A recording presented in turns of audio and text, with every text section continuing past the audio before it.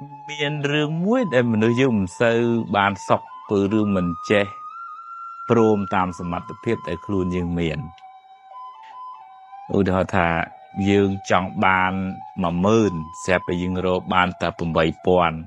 เนี่ยคลามัวมาก็ได้หายได้กลุ่มbàn mà mơn vào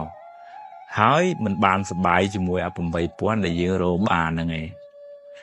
ចឹងបានជាព្រះអង្គប្រពុតឲ្យយើងមានសេចក្តីសន្តោសហ្នឹងមិនមែនមានន័យថាខ្ជិលអត់ធ្វើការអីមិនប្រឹងមែនទេសន្តោសមានន័យថាព្រមតាមសមត្ថភាពតាមអ្វីដែលយើងអាចរកបានសមត្ថភាពដែលយើងមានបើយើង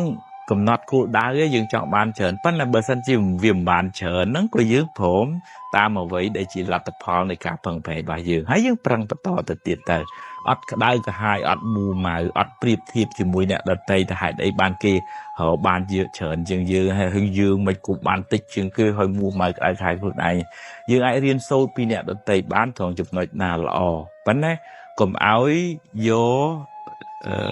ភាពជោគជ័យរបស់អ្នកដទៃនឹងមកដុតបំផ្លាញអ្វីដែលជាលទ្ធផលដែលយើងទទួលបានអីយើងរៀនដើម្បីអភិវឌ្ឍខ្លួនឯងមិនមែនមើលគេដើម្បីបំផ្លាញសេចក្តីសុខខ្លួនឯងទេអញ្ចឹងតើយើងមានសេចក្តីសន្តោសទើបជីវិតនឹងវាមិនសូវកើតទុក្ខខ្លាំងយើងមើលអ្នកណាដែលចង់ខ្លាំងហើយវាមិនបាននឹងកើតទុក្ខខ្លាំងអញ្ចឹងបានព្រះអង្គសម្ដែងថាសន្តតថៃឋានៈសេដ្ឋាងនឹងអ្នកណាដែលចេះព្រមលមមតាមសមត្ថភាពដែលអាចធ្វើបាននឹងជាអ្នកដែលរស់នៅបានសេចក្តីសុខជាសេចក្តីសន្តោសនឹងជាទ្រព្យដ៏ប្រសើរអនុមោទនាដើម្បីរស់នៅជាមួយគ្នាបានសុខធ្វើការមួយគ្នាបានល្អវាទាល់តែយើងចេះឲ្យតម្លៃគ្នាទៅវិញទៅមកមនុស្សវាមិនមែនត្រូវគ្រប់10ទេវាមានកន្លែងខុសវាមានកន្លែងត្រូវប៉ុន្តែពីច្រើនហ្នឹងមនុស្សយើងចូលចិត្តមើលត្រង់ចំណុចខុសឆ្គងមកអ្នកដទៃហើយពេលអ្នកដទៃធ្វើល្អហ្នឹងមិនសូវលើកទឹកចិត្តមិនសូវឲ្យតម្លៃទេហើយធម្មតាអញ្ចឹងតែប៉ុន្តែមើលខុសស្ដីឲ្យហើយនឹងជារឿងគ្រោះថ្នាក់នៅក្នុងកន្លែងធ្វើការក្តីនៅក្នុងផ្ទះសម្បែងក្តីឬក៏នៅស្ថាប័នផ្សេងក្តីជាងតើថាក្នុងនាមយើងជាមេក្នុងនាមយើងជាអ្នកធ្វើការងាររួមអាជីពទៅតើយើងព្យាយាមរកចំណុចណាដែលជាចំណុចល្អរបស់អ្នកដទៃលើកមកជាការលើកទឹកចិត្តមិនមែនជាការបច្ចាយដើម្បីបានប្រយោជន៍អីមួយអ្នកហ្នឹងពេលដឹងថាអូអញធ្វើនឹងល្អអញធ្វើនឹងមានប្រយោជន៍ប្រឹងពង្រឹងសមត្ថភាពធ្វើឲ្យល្អជាងមុនទៅទៀតអញ្ចឹងការងារហ្នឹងនឹងរីកចម្រើនហើយវាមានភាពសហការរួមគ្នាល្អនៅក្នុងកន្លែងធ្វើការហ្នឹងប៉ុន្តែផ្ទុយទៅវិញបើឧទាហរណ៍ថាស្វែងរកតែចំណុចខ្សោយចាប់កំហុសគ្នាទៅវិញទៅមកហើយអ្នកណាដែលថាគ្មានកំហុសវាសិតតែមានកំហុសដល់ពេលយើងជាចិត្តចាប់កំហុសចឹងរស់នៅមួយគ្នាបានសពគ្រឿងកាលញញឹមតែមុខទេប៉ុន្តែក្រោយហ្នឹងនិយាយដើមគ្នាស្អប់គុំគួនគ្នាហើយធ្វើម៉េចនឹងធ្វើការងារទៅបានរលូនទៅបើម្នាក់អង្គុយទៅចាប់កំហុសគ្នាចឹង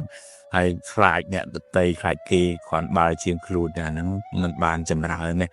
យើងក៏មិនបានសុខការងារក៏មិនបានចម្រើនហើយស្ថាប័នហ្នឹងក៏មិនអាចអភិវឌ្ឍជឿនលឿនប្រទេសជាតិក៏មិនអាចទៅមុខដែរ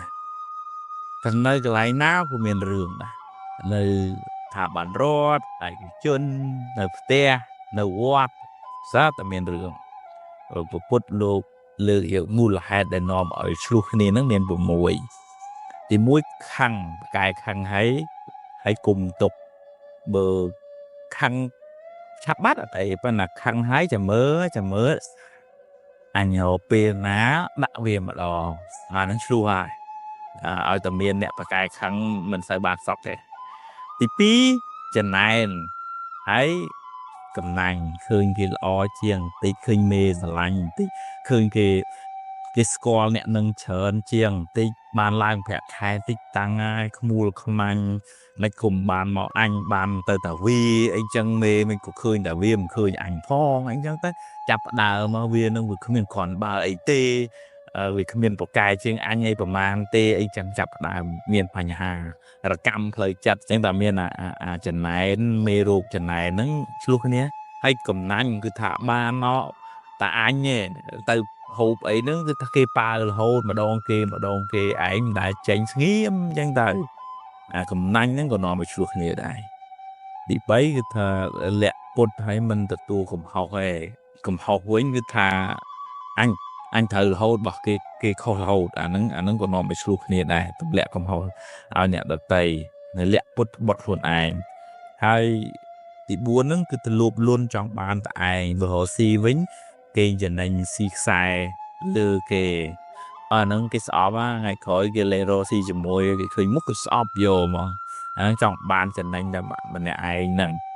ទី6រមិលគុណឲ្យមើងងាយគេខំជួយចងាប់ចុងក្រោយបានទោសទៅវិញចុងក្រោយនិយាយដើមគេចុងក្រោយវត្តកតុយដាក់គេចុងក្រោយបំបត្តិគុណគេចោលចឹងទៅហើយមើងងាយគេវាគ្មានស្អីទេប៉ុន្តែផ្ទុយទៅវិញបើថាគេជួយយើងតិចតួចអីយើងនៅអរគុណគេទៅលើកមកនិយាយទៅជួបគេអរគុណគេទៅអានោះល្អមែនទេហើយទី6មានអ្នករឹងត្អឹងហើយមិនចេះស្ដាប់អ្នកដទៃឯងអាហ្នឹងមានតែអញកំណត់អញត្រូវមានណាល្អជាងអញអាហ្នឹងគឺការមួយគ្នាមិនចោះទេឆ្លោះគ្នាហើយអញ្ចឹងបើចង់ឆ្លោះគ្នាមានទាំង6ហ្នឹងមកខឹងឲ្យគុំទុកចំណែនផងកំណាញ់ផងលាក់ពុតឲ្យមិនទទួលកំហុសទេលោភលន់ចង់បានតាមុខមាត់ម្នាក់ឯងរមិលគុណមើងងាយគេខំជួយឲ្យរមិលគុណមើងងាយគេហើយទីចុងក្រោយគឺថាមានអ្នករឹងត្អឹងមិនចេះស្ដាប់គេកាលណានៅក្នុងស្ថាប័នហ្នឹងសម្បូរមនុស្សលក្ខណៈអញ្ចឹងมันបានសក់គេឆ្លោះគ្នាហើយបើចង់កុំឲ្យឆ្លោះគ្នាતોកាត់បន្ថយអាឫសគល់ឆ្លោះគ្នានឹងចេញទៅអាហ្នឹងមិនសូវឆ្លោះគ្នាហើយបានការងាររីកចម្រើនហើយរស់នៅធ្វើការមួយគ្នាបានសេចក្តីសុខអរគុណច្រើន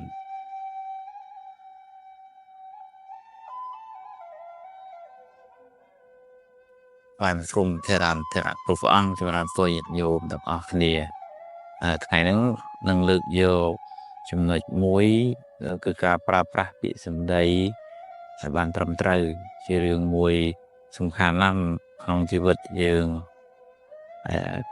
ជាប្រចាំថ្ងៃហ្នឹងត្រូវការប្រើប្រាស់ពាក្យសម្ដីនិយាយច្រើនមិនប្រកបថាល្អច្រើនទេប៉ុន្តែបើនិយាយមានប្រយោជន៍ទោះជាតិចក៏ល្អដែរហើយមុននឹងនិយាយចេញមកហ្នឹងតើយើងឆែកមើលចិត្តយើងឆែកមើលបេះដូងយើងតែយើងហ្នឹងវានិយាយដោយកំហឹងគុំគួនពីខាងក្នុងមកឬក៏និយាយក្នុងម្ដងអីអ្នកបើនិយាយដោយខឹងគុំគួនមកពីខាងក្នុងគឺទោះជាថាសម្ដីហ្នឹងវាផ្អែមដល់ប៉ុន្តែក៏វាអាក្រក់ដែរហើយអ្នកដឹងជាងគេគឺខ្លួនយើងនឹងឯងអញ្ចឹងសំខាន់ណាស់បើថានិយាយជាមួយអ្នកដទៃគុំកាត់គេទុកឲ្យគេនិយាយចប់សិនមនុស្សអ្នកដែលខ្លាំងហ្នឹងគឺថាអ្នកដែលចេះរងចាំដល់វាខ្លួនឯងនិយាយចាំនិយាយហើយអ្នកខ្លះអត់ចេះអប់រំខ្លួនឯងទេនឹកឃើញអីកាត់គេតំណតំណែងនិយាយពាក់កណ្ដាលទីទៅហើយយើងនឹងខ្លាចទៅជាមនុស្សខ្វះសិលធម៌ក្នុងការនិយាយហើយបើនិយាយមួយទៀតហ្នឹងគឺថាស្ដាប់ចាំតែចំណុចខ្សោយចាប់យកចំណុចខ្សោយរបស់គេមកនិយាយយកឈ្នះហើយនឹងមិនអាចដោះស្រាយបញ្ហាបានទេបើទោះជាថាបលាការកាត់ក្តីឲ្យយើងឈ្នះក៏ដោយប៉ុន្តែយើងមិនឈ្នះចិត្តគូភាគីយើងមកខាងទៀតទេដំណោះស្រាយវាត្រូវចូលរួមស្រោះដោះស្រាយទាំងអស់គ្នាហើយយកសម្ដីឲ្យពិតប្រាកដសម្ដីដែលមានប្រយោជន៍សម្ដីដែលគេស្ដាប់ទៅធ្វើឲ្យសบายចិត្តចូលចិត្តចង់តែស្ដាប់ពាក្យសម្ដីរបស់បុគ្គលហ្នឹងហើយខ្មែរយើងមានពាក្យចាស់ហើយលើកឡើងថាភូតច្រើនចាញ់អាត្មាហើយសម្ដីហ្នឹងវាទៅជាសម្ដីសាបលែងមានគេជឿទុកចិត្តទៀតហើយអញ្ចឹងតម្លៃរបស់សម្ដីមិនស្ថិតនៅលើយើងជាអ្នកតូចជាអ្នកធំប្រមាណទេតម្លៃរបស់សម្ដីរបស់យើងវាស្ថិតនៅលើថាតើយើងធ្វើបានប៉ុណ្ណាហើយយើងនិយាយហ្នឹងវាមានផលប្រយោជន៍ដល់អ្នកស្ដាប់ប៉ុណ្ណាអញ្ចឹងបានជាការប្រើប្រាស់ពាក្យសម្ដីនេះមានសារៈសំខាន់ក្នុងការជួយដោះស្រាយបញ្ហាអ្នកដែលមានវិបត្តិទុក្ខកង្វល់ក្នុងចិត្ត សឹងថាសម្រាប់ខ្លួនទេប៉ុន្តែដោយសារពាក្យណែនាំរបស់មិត្តភ័ក្តិល្អហ្នឹងអាចធ្វើឲ្យបុគ្គលហ្នឹងស្រាយពីទុក្ខកង្វល់គ្រប់បែបយ៉ាងហើយជួយឲ្យបុគ្គលហ្នឹងស្វែងរកផ្លូវត្រូវក្នុងជីវិតបានទៀតផងតែអញ្ចឹងបានជាខ្មែរយើងមានពាក្យមួយថាសម្ដីជាអាចកន្លងបានសុខទុក្ខផងក៏ដោយសារអណ្ដាតដែរអណ្ដាតហ្នឹងជាអាចកន្លងបានសុខទុក្ខផងដោយសារអណ្ដាតហ្នឹងមានន័យថាពាក្យសម្ដីរបស់យើងហើយពាក្យសម្ដីរបស់យើងកុំគិតថាតលអ្វីដែលយើងនិយាយត្រូវគេនិយាយមកគឺថាគេចេះមិនដល់អញគេមិនប្រកែកដូចអញនិយាយបានត្រូវអានឹងជាគំនិតយល់ខុសហ្នឹងយើងមិនទាន់ចេះទាំងអស់ទេវាមាននៅគេចេះខ្លះដែរហើយនៅមានគេចេះជាងយើងដែរអញ្ចឹងការនិយាយគ្រាន់តែជាការលើកឡើងនៅអ្វីដែលយើងចេះរួចស្រាប់ទៅហើយប៉ុន្តែបើស្ដាប់វិញយើងអាចស្ដាប់អ្វីដែលយើងមិនទាន់ចេះអញ្ចឹងកុំបិទតិចត្រូវរៀនបើកតិចទាំងសងខាងហើយស្ដាប់យកនៅចំណេះដឹងជំនាញឬក៏បទពិសោធន៍ថ្មីដែលគេមានអានឹងទើបយើងមានឱកាស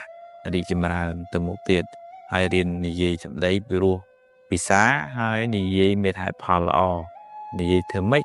ក្នុងសំឡេងដែលគេអាចទទួលយកបានថាយើងជាមនុស្សមិនឆេវឆាវខ្លាំងទេហើយទៅកាលណាយើងចេះតបតដោយសម្ដីតិចសម្ដីមិនល្មងល្មាំងយើងឈ្នះខ្លួនឯងជាដំបូងហើយយើងអាចឈ្នះចិត្តរបស់អ្នកស្ដាប់ទៀតអញ្ចឹងសូមប្រកាសណាគុណចាស់ទាំងអស់ញាតិញោមទាំងអស់បានប្រកបតែនឹងសេចក្តីសុខសេចក្តីចម្រើនក្នុងជីវិតរួចផុតចាកទុក្ខសូម